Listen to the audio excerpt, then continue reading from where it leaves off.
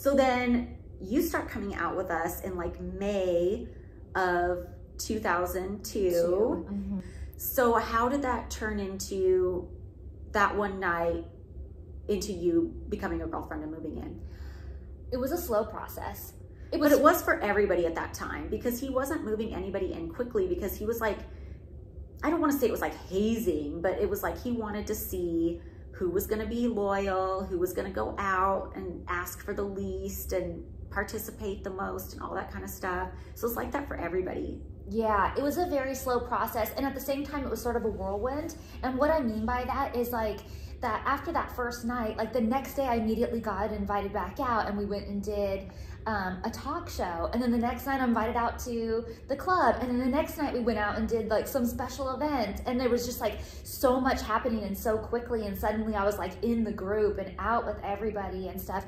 But this was still a time period when there were like easily 12 girls going out with us on a night. And everyone felt like they were kind of vying. And I wasn't necessarily vying, I was just sort of going with the flow. Seeing like, what happened. Yeah, what happens here. I had my apartment, and but I was spending the majority of the time at the mansion, and I was in bedroom 3, which is the shared room. There was like sometimes 3, 4 of us in that room a night, usually at least 2. It was Stacy and I for the longest time.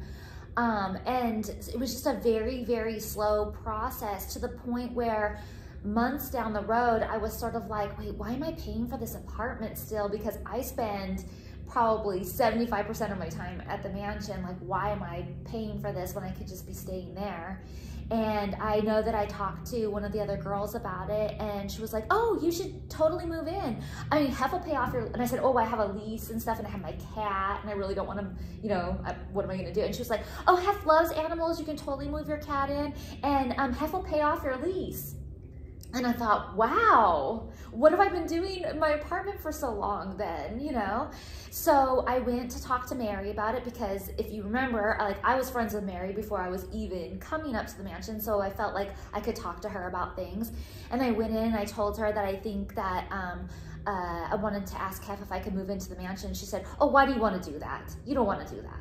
She knew about the drama. Yeah, and I was kind of taken aback. I mean, I knew about the drama too, but because I had been coming up for months and stuff, but I just wasn't prepared for her to feel like I shouldn't do it. She just felt like with my education and stuff like that, that I shouldn't waste my time at the mansion, that I need to move on. And at this point in my life though, the mansion was my whole life. Like, and you'd already done school, and you have all the time in the world to become a teacher or whatever you wanted to do. Right, and I just felt like this is my time to do this right now. And I was not wanting to just go and do quote unquote regular life right now. Like, this was like, I've come so far. What do you mean I shouldn't move in? And I said, you know, that so-and-so told me that Hef would help me pay off the lease. And she said, well, I don't know about that. I'd have to ask Hef. And I said, okay. And so we left it as she was ask him. And she called me back in. And well, actually Hef came into the room 3 where I was staying, and said that he would love for me to move in, and that it's totally fine for me to bring the cat. He loves cats and all animals, but that he would not be paying off my lease. Do you think the girl set you up when she was like, oh, Hef will totally pay for your lease? Because the other girls wanted every other girl to ask for money and ask for stuff as much as possible, because then they didn't look bad when they asked for stuff. I didn't think it at that time, but there's another instance that's going to happen a little bit later that we're going to tell you about. And after that incident happened, I was like definitely thinking they were setting me up for things. Yeah. But at this point, I just thought, oh, Hef doesn't want me here enough to want to pay off my lease. He just wants, he's okay if I move here, but he doesn't want me here that bad where he's willing to pay off my lease.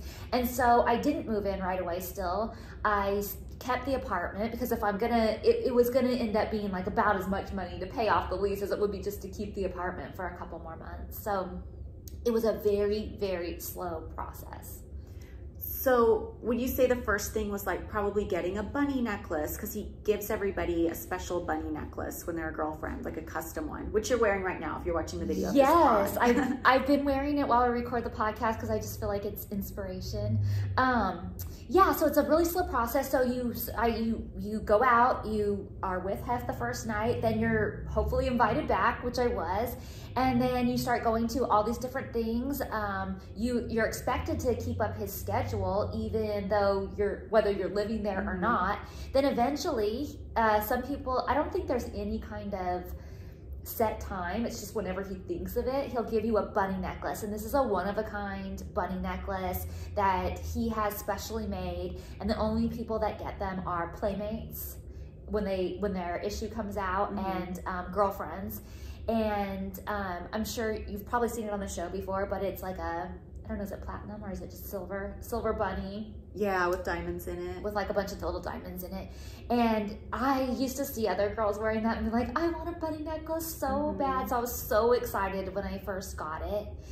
And then eventually, for me, I asked to move in, but either he will, suggest that you move in, or, you ask and he says yes, and then you move in, and then it's kind of like whatever room is available. And for me at that time, there wasn't a room available, but he was like, you can have room 3, but you have to share it still. Yeah. And room 3 is a big room. It's the room that I stayed in the rest of my time. And there was 3 beds in it. There were 3 beds in it. And for the most part, I shared it with Stacy.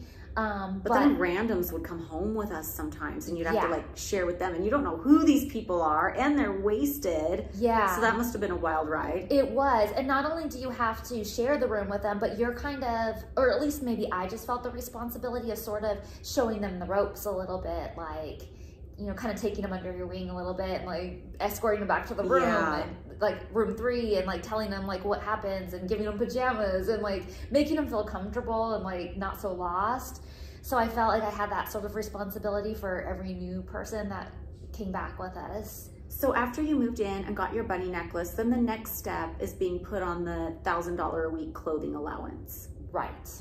And can we talk about how we collected that allowance every week? Because it's a little interesting. Yeah, so when you become a girlfriend, you get put on not only an allowance, which is $1,000 a week, but you also get the salon and just like lots of different perks. Yeah, because we all have to have the platinum blonde hair. So he pays for our salon bills. Yeah. Which I didn't know when I first moved in. I was still dyeing my roots on my own in my room because nobody told me. And then finally the girl who was in the room that I shared a bathroom with, there was a Jack and Jill bathroom between, she was like, you can just go to the salon and do that. And I think she finally only told me because just like the smell of that peroxide is so strong. She was probably like, make this bitch stop. But none of the other girls told me I could go to the salon. Like, that's how gatekeepy they were. Yeah, nobody tells you that kind of thing. I mean, I just learned eventually, like you just kind of figure things out eventually. I don't even remember how I first learned. That I think an event was coming up, and Mary was like, why don't you go to the salon? And I'm like, oh, can I do that now? And she's like, yeah. Like, what are you doing? Yeah. Nobody tells you anything. But collecting the allowance was a whole thing, because really, they should have just given us Hef should have just given us the allowance. It should have been slipped under our door or put in our mailbox or something. How hard would it have been for whoever goes to the bank for him, because he's not even doing it, to put like $1,000 cash in an envelope for each girl and leave it with Norma in the office? Right. But no, that wasn't the way it was done. You had to track him down in the middle of the day and be like, hi, honey, can I collect my allowance? And I will say, the only upside to being the main girlfriend, because in case anybody's wondering, there's no upside. You don't get more money, you don't get treated better, there's no upside. In fact, it's worse because you don't get your own room, you're constantly on watch and under the microscope, you can't get away with anything. So the only benefit of being the main girlfriend is because I was already in the room with him, I could just ask first thing in the morning when he woke up before he walked down to the office, oh, hey, can I grab my allowance this week? So it was easy. But for you guys, I feel for you because you had to like find a time during the day to track him down and pray he's not busy or in a bad mood. Be sure and check out Girls Next Level podcast anywhere you get your podcasts.